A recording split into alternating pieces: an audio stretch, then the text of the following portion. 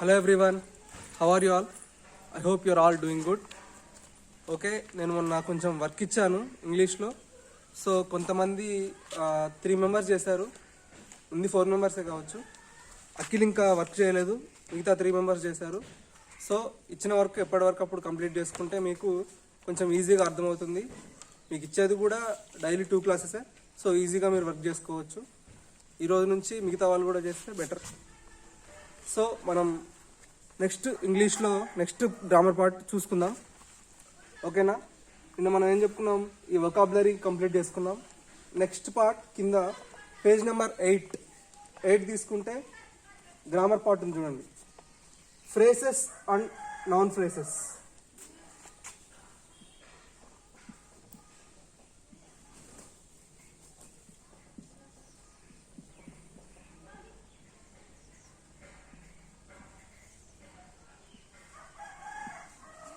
ఈరోజు గ్రామర్ పార్ట్లో మనం దీని గురించి డిస్కస్ చేసుకుందాం.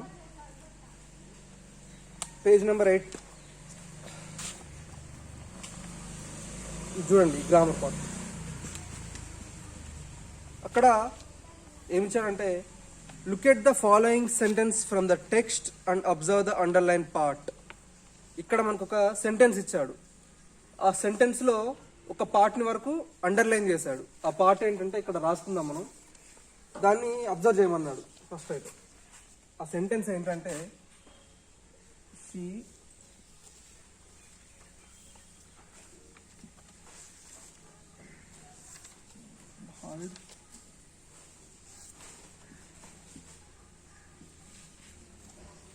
fat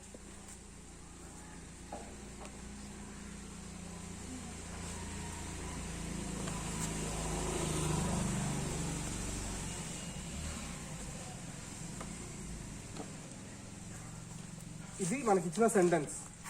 ఏమిచ్చాడు, she saw a bald fat middle aged man. ఇది మనకి ఇచ్చిన సెంటెన్స్. కాకపోతే ఇక్కడ ఒక పార్ట్ని వరకు, ఈ సెంటెన్స్ లో ఒక పార్ట్ని అండర్లైన్ చేశాడు. ఎక్కడి నుంచి అండర్లైన్ చేశాడు, ఇక్కడ నుంచి ఇక్కడ వరకు ఈ పార్ట్లో, ఈ సెంటెన్స్ లో ఈ పార్ట్ వరకు అండర్లైన్ చేశాడు. సో దీని గురించి చూద్దాం, ఎందుకు అండర్లైన్ చేశాడు, అసలు ఈ టాపిక్ ఏంటని. సో ఇక్కడ ఏమిచ్చాడంటే, discussion which word in the underlined part is important అని ఒక క్వశ్చన్ ఇచ్చాడు ఇక్కడ మనకి. ఇప్పుడు మనకి ఇచ్చిన సెంటెన్స్ లో ఈ పార్ట్ని అండర్లైన్ చేశాడు కదా. సో ఈ అండర్లైన్ చేసిన పార్ట్ లో ఇంపార్టెంట్ వర్డ్ ఏంటి అంటే, ఇక్కడున్న ప్రతి వర్డ్ ఇంపార్టెంటే. కాకపోతే the underlined part in the above sentence has more than one word. It is called a phrase. ఇక్కడ ఇప్పుడు ఫస్ట్ ఈ సెంటెన్స్ లో ఈ అండర్లైన్ చేసిన పార్ట్ ఉంది కదా, ఇక్కడ మనకి ఒక సెంటెన్స్ అంటే ఫస్ట్ నుంచి ఒక వ్యక్తి గురించి, ఇప్పుడు I am a good boy, లేకపోతే you are a good girl, ఇది ఒక సెంటెన్స్, ఓకేనా? దాంట్లో ఇక్కడ మొత్తం సెంటెన్స్ లో మొత్తాన్ని అండర్లైన్ చేయకుండా ఇక్కడ నుంచి ఇక్కడ అండర్లైన్ చేశాడు కదా. అంటే ఒక సెంటెన్స్ లో ఒక వర్డ్ కాకుండా ఇంకా ఎక్స్ట్రా వర్డ్స్, అంటే ఇక్కడ ఎన్ని వర్డ్స్ ఉన్నాయి చూడండి, ఏ అనేది ఒక వర్డ్, బాల్డ్ అనేది ఒక వర్డ్, ఫ్యాట్ ఒక వర్డ్, మిడిల్ ఒక వర్డ్, ఏజ్డ్ ఒక వర్డ్, మ్యాన్ ఒక వర్డ్. సో ఇట్లా ఒక సెంటెన్స్ కాకుండా ఒక ఫ్రేజ్ లో, ఒక అండర్లైన్ చేసిన పార్ట్ లో ఒక వర్డ్ కంటే ఎక్స్ట్రా వర్డ్స్ ఉంటే దట్ ఈస్ కాల్డ్ ఫ్రేజ్.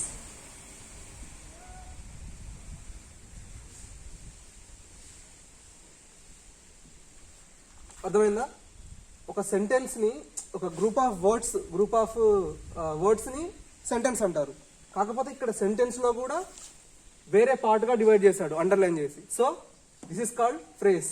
దీన్ని మొత్తాన్ని కలిపితే ఇది కూడా ఉంటే ఇది సెంటెన్స్ అవుతుంది. సో ఇక్కడ మొత్తం ఇవ్వలేదు కదా, ఇక్కడ నుంచి ఇక్కడ వరకే ఇంకొక పార్ట్ గా డివైడ్ చేశాడు. So this is called phrase. ఇది ఒక కంప్లీట్ సెంటెన్స్ కాదు. A bald fat middle aged man, ఇది ఒక సెంటెన్సా అంటే దీనికి ఒక క్లియర్ ఎక్స్ప్లెనేషన్ లేదు. She saw a bald fat middle aged man, ఇది ఒక కంప్లీట్ సెంటెన్స్. సో దీన్ని సెంటెన్స్ అంటారు. ఒక గ్రూప్ ఆఫ్ వర్డ్స్, ఈ నార్మల్ గ్రూప్ ఆఫ్ వర్డ్స్ ని ఫ్రేజ్ అంటారు. Okay, the underline part in the above sentence has more than one word. ఒక word కంటే ఎక్కువ ఉన్నాయి ఇక్కడ words. So it is called phrase. ఇప్పుడు ఫస్ట్ ఏం అడిగాడు, ఈ అండర్లైన్ చేసిన పార్ట్లో ఒక ఇంపార్టెంట్ వర్డ్ ఉంది అన్నాడు. ఆ వర్డ్ ఏంటి అనేది ఇప్పుడు మనం దీంట్లో చూస్తున్నాం. The underline part of a bald fat middle aged man functions as a noun phrase. ఈ అండర్లైన్ చేసిన పార్ట్ మొత్తాన్ని ఒక నౌన్ ఫ్రేజ్ అన్నారు. ఎందుకు? ఈ సెంటెన్స్ లో ఇంపార్టెంట్ వర్డ్ ఏదని ఎట్లా కనుక్కుంటాం మనం? A bald fat middle aged man. ఇక్కడ నుంచి ఇక్కడ వరకు డిస్క్రైబ్ చేసింది ఎవరిని? మ్యాన్ అంటే ఒక వ్యక్తిని, ఒక మనిషిని గురించి. ఇక్కడ నుంచి ఈ లైన్ మొత్తం ఇక్కడ వరకు ఇతన్ని ఈ వర్డ్ ని డిస్క్రైబ్ చేయడానికి ఇదంతా మనం వాడాం. అర్థమైందా? బాల్డ్ అంటే ఏంటి? ఒక బట్టతల కలిగిన వ్యక్తి. ఫ్యాట్ అంటే కొంచెం లావుగా ఉన్న వ్యక్తి. మిడిల్ ఏజ్డ్ అంటే కొంచెం మిడిల్ ఏజ్డ్ మధ్య వయసులో ఉన్న వ్యక్తి, 40 to 50 ఆ ఏజ్ లో ఉన్న వ్యక్తి గురించి ఈ వర్డ్స్ అన్ని యూజ్ చేశారు. అర్థమైందా? ఒక వర్డ్, ఒక మ్యాన్ అంటే ఒక మనిషిని గురించి మనం డిస్క్రైబ్ చేయడానికి ఇదంతా వాడాము. ఒక వస్తువు గురించి అయినా కావచ్చు, లేకపోతే ఇంకేదైనా యానిమల్ కావచ్చు, ఒక దాన్ని డిస్క్రైబ్ చేయడానికి ఇవన్నీ వాడాం కాబట్టి. So this is important word. Man is important word in this phrase. ఓకేనా? ఇదంతా కలిపితే నౌన్ ఫ్రేజ్. ఎందుకు? ఈ నౌన్ కోసం మనం ఈ వర్డ్స్ అన్ని వాడాం కాబట్టి. Only for this noun we use this all words. So it is called noun phrase, but man is important word in this phrase. ఎందుకు? అర్థమైంది కదా? దీన్ని డిస్క్రైబ్ అంటే ఒక మనిషిని డిస్క్రైబ్ చేయడం కోసం ఈ bald fat middle aged man అంటే ఒక మనిషి ఎట్లాంటి వాడు అని చెప్పడానికి ఈ వర్డ్స్ అన్ని వాడాడు. ఓకేనా? So this is important word. Next here the ఇక్కడ చూడండి, అదే ఇచ్చాడు. Here the word man is important and all other words add more information to that word. So it is called a noun phrase. ఇక్కడ ఏమి ఇచ్చాడు? The word man is important and all other words add more information. ఇక్కడ ఇది important. మిగతా ఇచ్చిన words అన్ని ఇతని గురించి చెప్పే ఇన్ఫర్మేషన్, అంటే ఇతను డిస్క్రైబ్ చేసే ఇన్ఫర్మేషన్ ఇదంతా. So this is important word and this all is called as noun phrase. ఇక్కడ మనకి ఇచ్చాడు చూడండి కింద. ఇది మనం సపరేట్ గా రాసుకుందాం. A bald fat middle age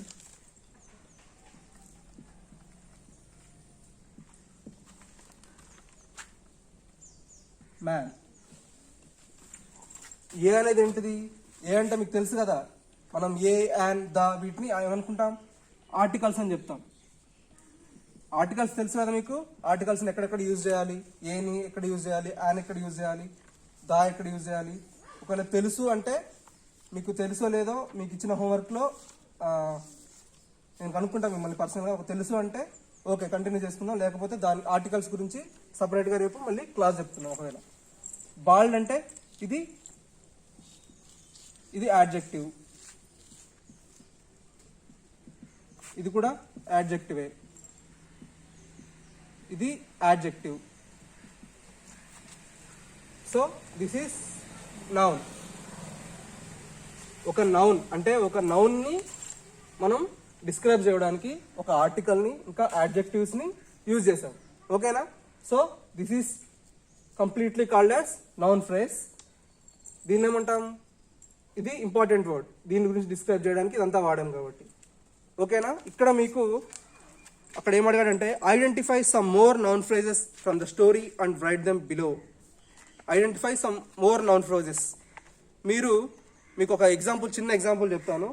దాన్ని బట్టి మీరు స్టోరీలోంచి వెతికి రాయడమో లేకపోతే మీ ఓన్గా అయినా. నేను ఒక ఎగ్జాంపుల్ చెప్తాను చూడండి. ఇది అర్థమైంది కదా ఇప్పటివరకు అయితే? ఓకే.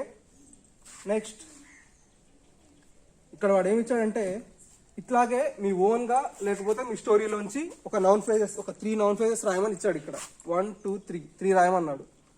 సో స్టోరీలోంచి అయినా రాయండి, లేకపోతే మీ ఓన్గా అయినా క్రియేట్ చేసుకొని రాయండి. ఇక్కడ నౌన్ ఫ్రేజ్ అంటే ఏంటి అర్థమైంది కదా?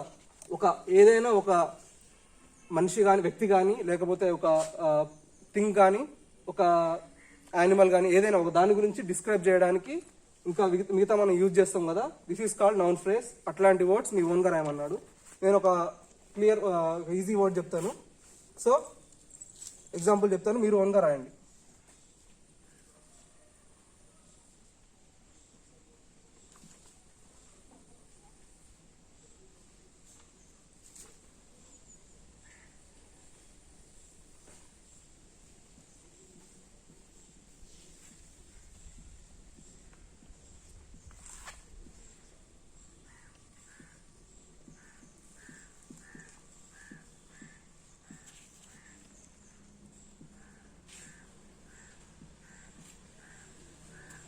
Okay, this is the example, నేను ఓన్గా ఇస్తున్నా ఇది. ఓకేనా, ఇదేంటి? He gross A white long beard. He gross అంటే తను పెంచుతాడు. ఏమేమి పెంచుతాడు?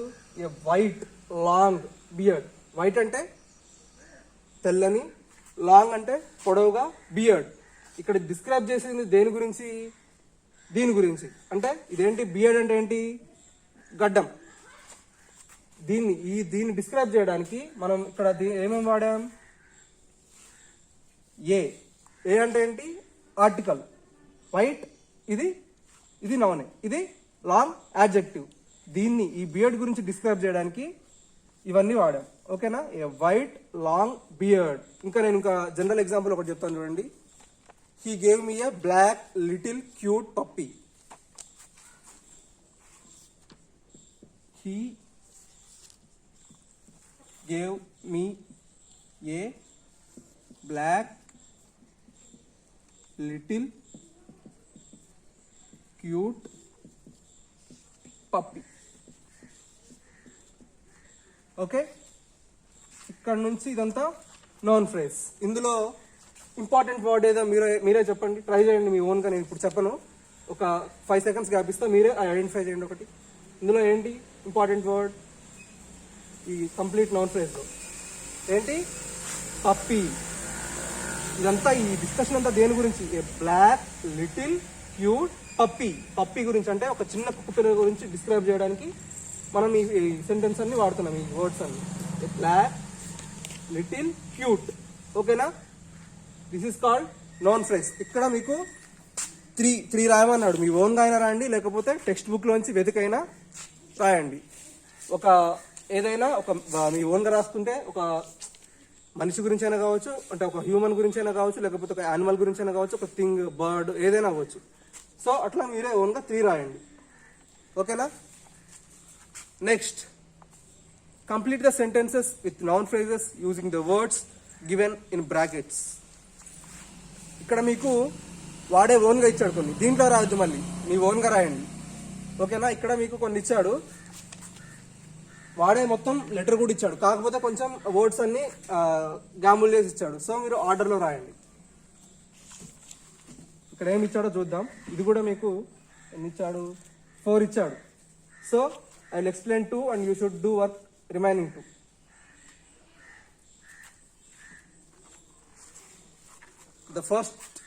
The first sentence is,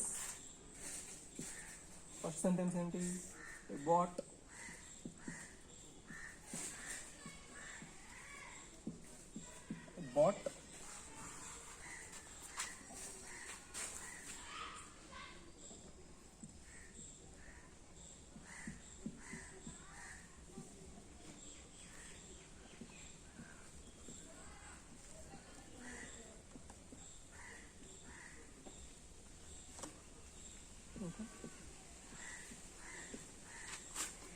ఇక్కడ ఏమి ఇచ్చాడు? First sentence I bought. దీన్ని మీరు ఆర్డర్లో ఫామ్ చేసుకోవాలి. ఇక్కడ ఏమి ఇచ్చాడు? వర్డ్స్ బ్యూటిఫుల్, ఏ, అంబ్రిల్లా, రెడ్. ఓకేనా? మనం ఒక సెంటెన్స్ స్టార్ట్ చేసేటప్పుడు ఫస్ట్ నేను తీసుకొచ్చాను అన్న తర్వాత తీసుకొచ్చాను లేకపోతే తీసుకెళ్తాను, నాకు అది ఇచ్చింది చెప్పేటప్పుడు ఫస్ట్ నేను తీసుకున్నాను, లేకపోతే ఇక్కడ ఏముంది? ఐ బాట్ అంటే నేను తీసుకొచ్చాను. తర్వాత నెక్స్ట్ యూజ్ చేయాల్సిన ఏ సెంటెన్స్కైనా ఫస్ట్ ఒక ఆర్టికల్ యూజ్ చేయాలి.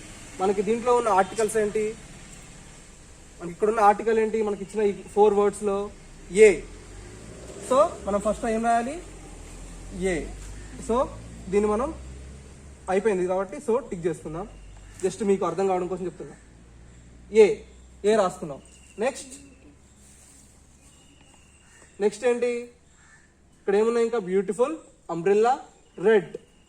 ఇప్పుడు మనం దీంట్లో వాడు డిస్క్రైబ్ చేసే దేని గురించి?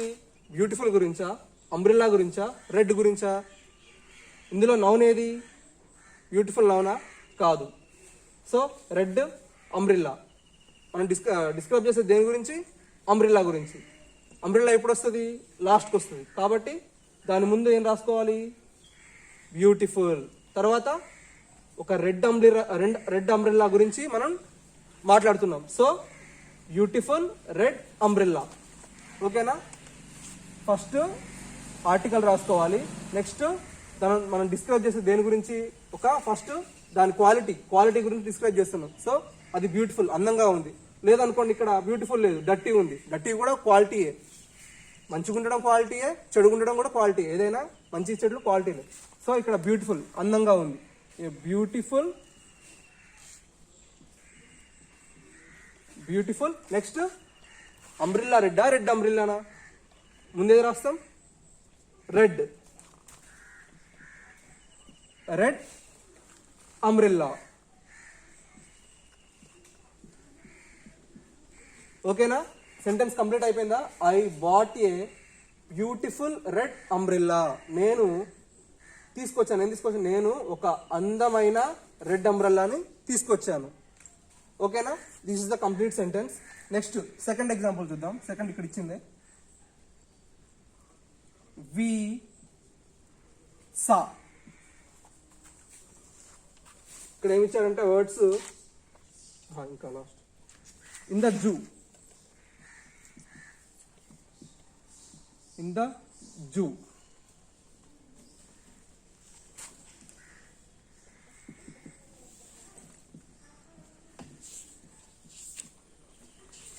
సో మనం ఈ కింద రాస్తున్నాం ఎగ్జాంపుల్స్. బేబీ ఏ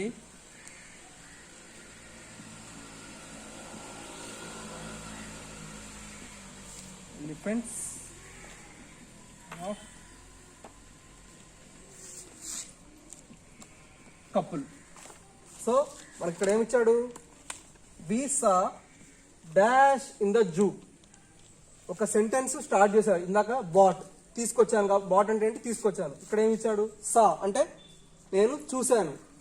సో ఫస్ట్ ఇక్కడ ఏం రాసుకోవాలి? ఒక సెంటెన్స్ స్టార్ట్ చేయాలంటే దేంతో స్టార్ట్ చేయాలి? ఒక ఆర్టికల్తో స్టార్ట్ చేయాలి. ఇక్కడ ఉన్న ఆర్టికల్ ఏంటి? దీంట్లో ఇక్కడ ఏముంది?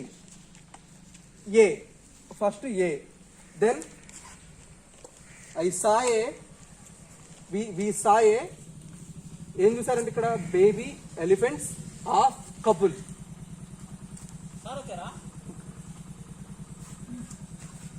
ఈ సాయే ఫస్ట్ ఏ రాయాలి, ఆర్టికల్ అది. నెక్స్ట్ ఏం రాసుకోవాలి? ఇక్కడ ఏమున్నాయి అసలు? Baby elephants of couple. అంటే మనం ఇక్కడ ఉన్న క్వాలిటీ ఏముంది? ఇంట్లో బేబీ ఉంది. బేబీ క్వాలిటీ ఆర్ క్వాంటిటీ మనం ఇక్కడ మెన్షన్ చేసుకోవాలి. కపుల్ అంటే ఏంటి? ఒక రెండు తీసుకొచ్చాడని. So this quality or quantity మనం ఇక్కడ రాసుకోవాల్సింది. కపుల్.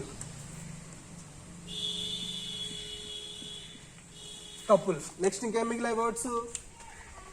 ఏ అయిపోయింది, కపుల్ అయిపోయింది. Couple, baby, elephants, of. ఈ రిమైనింగ్ 3 వర్డ్స్ మిగిలాయి. సో మనం ఏం రాసుకోవాలి ఇప్పుడు? We saw a couple baby elephants of అని రాసుకుందామా? లేకపోతే ఎలిఫెంట్స్ ఆఫ్ బేబీ అని రాసుకుందామా? లేకపోతే we saw a couple of baby elephants అని రాసుకుందామా? మీరే చెప్పండి. సెంటెన్స్ ఏది రాస్తే సెంటెన్స్ కంప్లీట్ అవుతుంది? ఇక్కడ వరకు ఆర్టికల్, తర్వాత క్వాంటిటీ రాసాం. నెక్స్ట్ ఏం రాయాలి? ఈ సా ఏ కపుల్ ఆఫ్. 2 తీసుకొచ్చాడు కదా, couple of.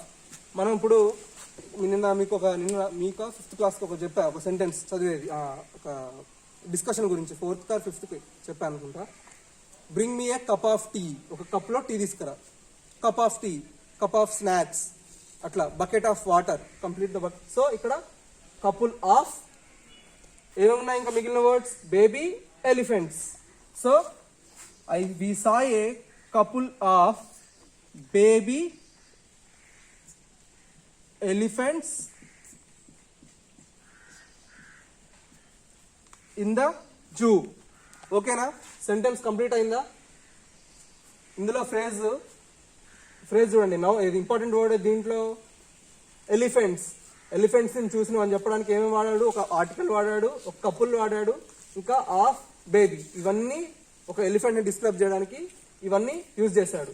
So this is the completely noun phrase. Okay, ఇంకా యూ హ్యావ్ రిమైనింగ్ 2, 3, 4. ఇవి మీరు ఓన్గా రాయడానికి ట్రై చేయండి, చెయ్యాలి అదే వర్క్. నేను ఎందుకంటే ఇందాక ఒక ఎగ్జాంపుల్ చెప్పాను, ఇప్పుడు ఒక 2 ఎగ్జాంపుల్స్ ఇక్కడ బుక్లో ఉన్నాయి, నేనే క్లియర్ చేశాను. సో రిమైనింగ్ 2 మీకు ఇది వర్క్. నెక్స్ట్ అర్థమైనాయి కదా క్లియర్గా ఇవి. ఫస్ట్ ఆర్టికల్ రాసుకోవాలి, తర్వాత క్వాలిటీ ఆర్ క్వాంటిటీ. ఇక్కడ బ్యూటిఫుల్ అనేది ఒక క్వాలిటీ, కపుల్ అనేది క్వాంటిటీ. క్వాంటిటీ అంటే నెంబర్, క్వాంటిటీ అంటే నెంబర్, క్వాలిటీ అంటే